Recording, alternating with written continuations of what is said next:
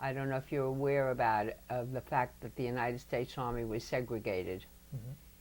And he went to Paris with James Reese Europe in 1919 or 1920, I believe. And he visited hospitals there, and he watched a black soldier giving a blood transfusion to a white soldier. That's when he was tempted to write this song, which he wrote, called "We Are Americans Too,"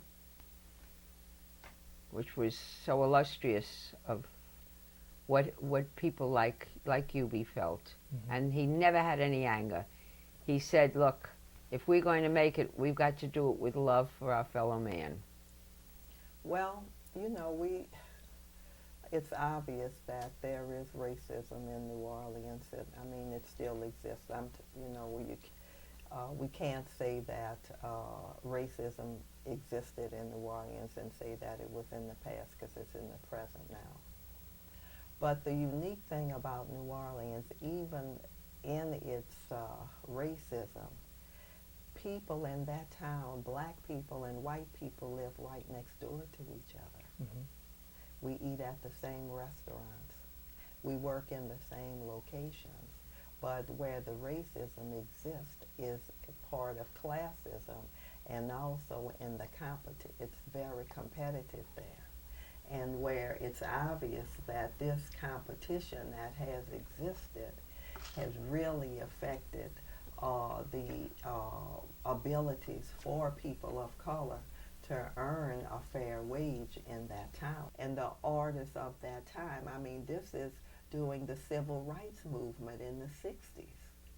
And so these artists were expressing their feelings of frustration, and also they were actually expressing the feelings of the African American community in America at that time, and they were taking us from one part of our history and how we were living to the next part of history. Hmm. And so that is what that music was, was all about. Well, I know, but if you look in New York and New Orleans, Chicago, again, we go back to those mainstream cities where the music is being perpetuated. Kids are learning the music in school. Hmm.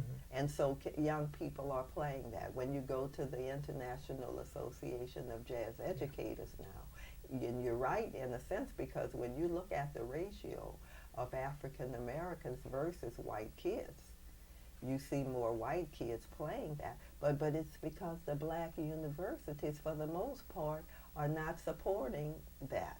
So here the music went, so it started in the nightclubs, right? Then it kind of went to the college campuses. So now the college campuses, the HBCUs, aren't doing anything with the schools, but the white schools are playing it. I mean, when you look at New Orleans, the University of New Orleans has an excellent jazz education program. Even the Louis Armstrong Educational Foundation now funds a master's program in jazz studies, which is a full ride for seven young college students. And they also do outreach in New Orleans public schools in jazz education.